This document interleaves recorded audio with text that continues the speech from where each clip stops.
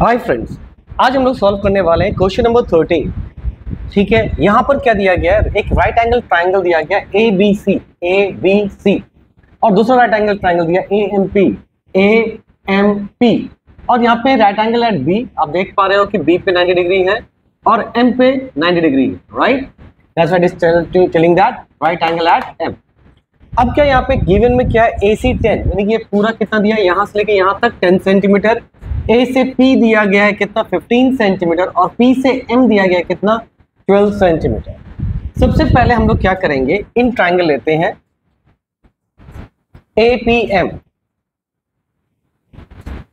अब देखो इस राइट एंगल ट्राइंगल में 90 डिग्री कहां पर है, ये तो इसके सामने वाला क्या ये हो जाएगा पूरा हाइपोटेन्यूज और ये हाइपोटेन्यूज कितना दिया है A से P तक, दैट इज 15 सेंटीमीटर। कितना दिया गया है 15 सेंटीमीटर और M से P ये आप मान के यहाँ पे दिया हुआ है 12 सेंटीमीटर, आइदर परपेंडिकुलर और either base whatever you want. तो यहाँ पर हम लोग क्या मान लेंगे, AM is equal to under root from Pythagoras theorem. ये क्या हो जाएगा AP square minus PM square, AP square minus PM square. AP कितना है यहाँ पे 15 का स्क्वायर माइनस PM कितना है 12 का स्क्वायर। आप यहाँ पे क्या कर सकते हैं, 15 का स्क्वायर 225 माइनस 144, ठीक है, ये हो जाएगा 81 which is equal to plus minus 9 centimetre. और आपको पता है कि you have to take only positive value, तो यहाँ पे हम लिखेंगे प्लस 9 एक्सेप्टेबल है, not equal to minus 9 centimetre.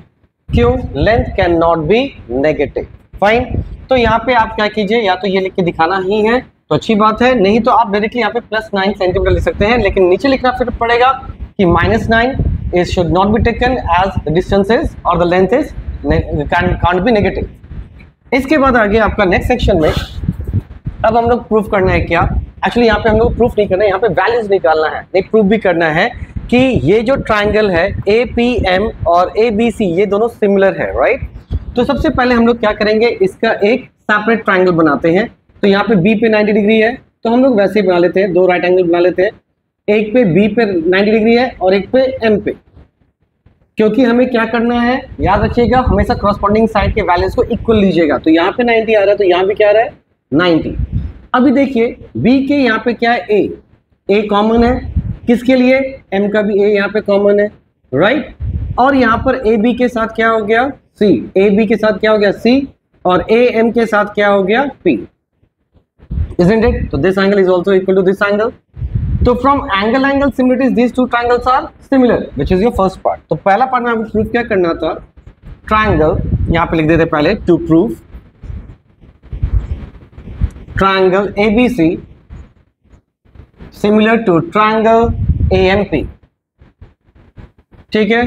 तो फिर यहाँ पे क्या स्टार्ट करेंगे, प्रूफ। तो सबसे पहले हम लोग को प्रूफ में क्या लेना होता है, जो भी ट्राइंगल में आप कंसिडरेशन लेना चाहते हो। तो यहाँ पे हम लोग का ट्राइंगल कौन सा, ये और यही है, लेंगे पहले इन ट्राइंगल ABC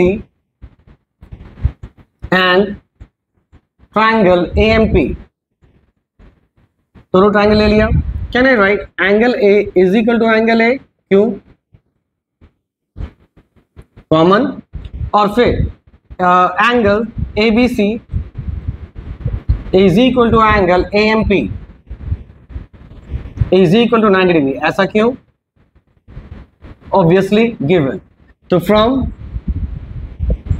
एंगल सिमिलैरिटीज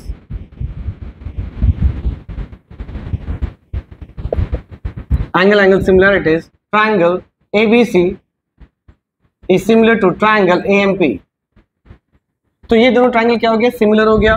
तो ये आपका फर्स्ट सेक्शन प्रूव हो गया। तो जब ये दोनों ट्राइंगल सिमिलर हो गया तो इनके साइड के रेशियोज भी क्या होंगे, इक्वल होंगे। तो यहाँ लिख सकते हैं हम लोग क्या, AB बाई AM, ठीक है, corresponding साइड दिस, फिर BC by is equal to BC by PM is equal to AC by AP, ठीक है।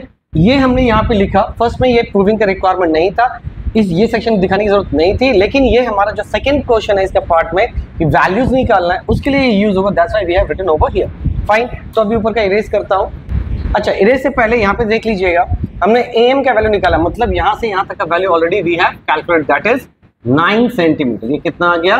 9 सेंटीमीटर, राइट। अब देखते हैं इसका क्या यूजेस है फॉर द सेकेंड वैल्यू। अब सबसे पहले आपका गिवन क्या क्या है वो हम डायग्राम पे लिखते हैं। AC दिया 10 सेंटीमीटर, ये दे दिया है कितना? 10। मैं यहाँ पे यूनिट नहीं लिख रहा, बाद में लिखता हूँ। AP कितना दिया हुआ है? A से P दैट इज 15 सेंटीमीटर। फिर है PM कितना है? 12। P से M कितना है? 12। और एक चीज देखिए, A से M भी हमने निकाल लिया, वो कितना है? 9। ठीक है, फेयर इनफ। तो यानी कि अब देखो आराम से आप ये भी कैलकुलेट कर पाओगे और ये भी कैलकुलेट कर पाओगे, इजंट इट?